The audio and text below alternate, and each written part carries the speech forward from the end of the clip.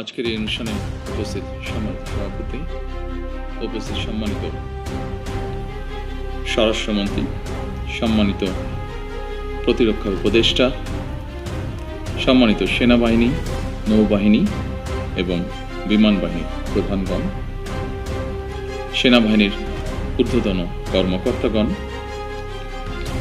মহাপরিচালক, border guard Bangladesh, 2009 সালে পিলখানায় শাহাদাত বরণকারী সদস্যদের পরিবারবর্গ ও নিকটাত্মীয়গণ, পিলখানায় চাকরিরত সেই সকল সেনা অফিসার যারা দুঃসহ স্মৃতি আজও বয়ে বেড়াচ্ছেন, সামরিক ও বেসামরিক কর্মকর্তাবৃন্দ এবং সম্মানিত উপস্থিতিবৃন্দ, আসসালামু আলাইকুম।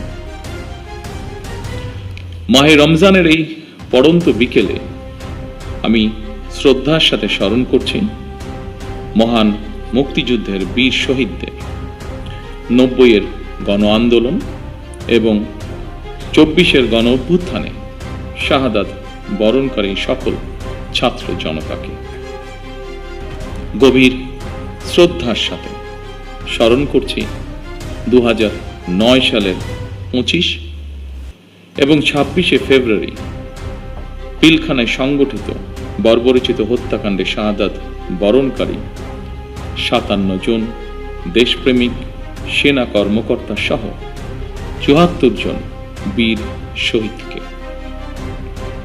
আমি তাদের আত্মার মাগফিরাত কামনা করছি এবং শোক সন্তপ্ত পরিবার বর্গের সদস্যদের প্রতি জানাই গভীর সমবেদনা। আজ 25শে ফেব্রুয়ারি জাতির ইতিহাসে এক রক্তাক্ত এবং বেদনা বিধুর দিন। এ দিনটি এলে প্রকৃতি যেন আবার স্মৃতি ও শোকের ভারে নীরব হয়ে যায়। বাতাসে ভেসে আসে সেই বিভীষিকাময় মুহূর্তের আর্তনাদ। আমাদের হৃদয় গভীর বেদনায় ভারাক্রান্ত হয়ে ওঠে। 2009 সালের 25 এবং 26শে ফেব্রুয়ারি নির্মম ঘটনা আমাদের জাতীয় জীবনে এক গভীর ক্ষত সৃষ্টি করেছে, যার বেদনা সময় পেরিয়ে আজও বহমান। দীর্ঘ 17 বছর পরে শহীদদের স্মৃতি বিজড়িত এই প্রাঙ্গণে আজ আমার কণ্ঠ কিছুটা স্বাভাবিকভাবে ভারী হয়ে উঠছে। আমি কেবল একজন জনপ্রতিনিধি হিসাবে নয়, একজন সেনা পরিবারের সদস্য হিসাবে, একজন সহযোদ্ধার সন্তানের মতন আপনাদের সামনে, আপনাদের সাথে আজকে উপস্থিত হয়েছে। 2009 সালে সেই বিভীষিকাময় ঘটনায় 57 জন মেধাবী ও দেশপ্রেমিক সেনা কর্মকর্তা সহ মোট 74টি প্রাণ ঝরে গিয়েছিল।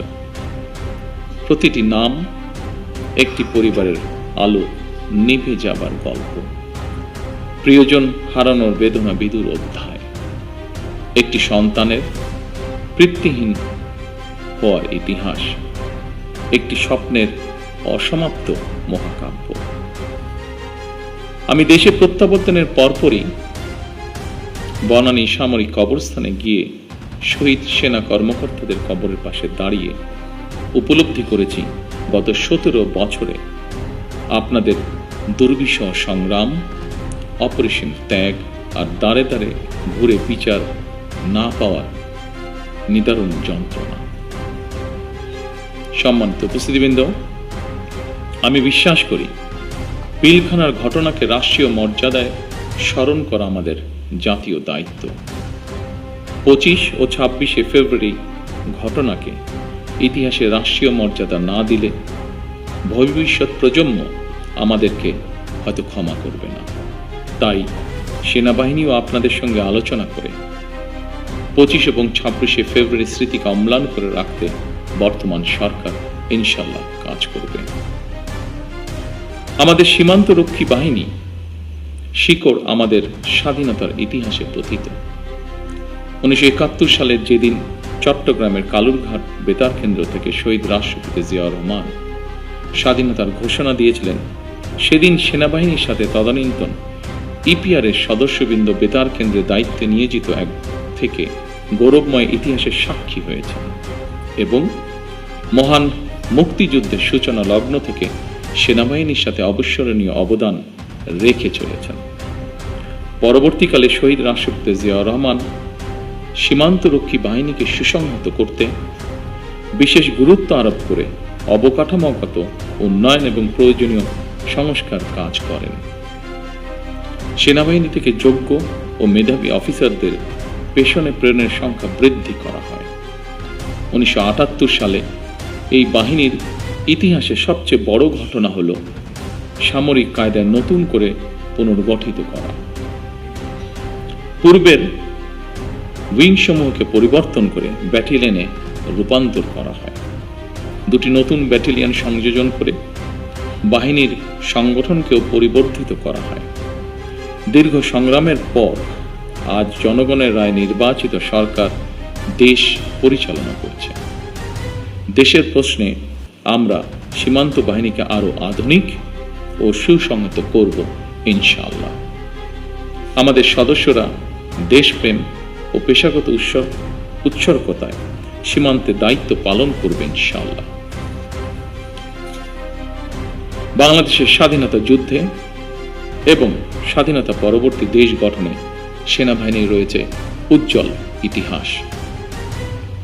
সেনাবাহিনী আমাদের সার্বভৌমত্বের প্রতীক। আমি মনে করি পিলখানার এই মর্মান্তিক ঘটনা ছিল আমাদের সার্বভৌমত্বকে নস্যাৎ করার একটি অপপ্রয়াস। পিলখানার ঘটনার পরিক্রমায় আমাদের জাতীয় নিরাপত্তার কাঠামোর দুর্বলতা ফুটে উঠেছে। তাই বহির্বিশ্বের সাথে তাল মিলিয়ে আমাদের জাতীয় নিরাপত্তার কাঠামোকে আরো আধুনিক, সময় উপযোগী এবং শক্তিশালী করা প্রয়োজন অবশ্যই, এবং এ লক্ষ্যেই আমাদের সরকার কাজ করবে ইনশাআল্লাহ। একই সাথে শহীদ পরিবারের সদস্যদের কল্যাণে তাদের সন্তানদের শিক্ষা, চিকিৎসা ও পুনর্বাসনের জন্য দীর্ঘমেয়াদী সুরক্ষা ব্যবস্থা গড়ে তোলার প্রতিশ্রুতি আমরা এরই মধ্যে ব্যক্ত করেছি। মাহে রমজান আমাদের সংযম এবং আত্মশুদ্ধির শিক্ষা দেয়। মহান আল্লাহর দরবারে প্রার্থনা করি তিনি যেন শহীদদের আত্মাকে শান্তিতে রাখেন, তাদের পরিবারকে ধৈর্য ও শক্তি দান করেন এবং আমাদের রাষ্ট্র প্রতিষ্ঠান সমূহকে ন্যায়, শৃঙ্খলা ও দায়িত্ববোধের পথে পরিচালিত করেন। পরিশেষে আজকের এই অনুষ্ঠানটি আয়োজন করার জন্য যারা অক্লান্ত পরিশ্রম করেছেন, এই অনুষ্ঠানটিকে সুন্দরভাবে উপস্থাপন করেছেন, তাদের সকলকে আমি আমার পক্ষ থেকে আন্তরিকভাবে ধন্যবাদ জানাই। আল্লাহ আমাদের দেশকে হেফাজত করুন। আল্লাহ হাফেজ। বাংলাদেশ জিন্দাবাদ।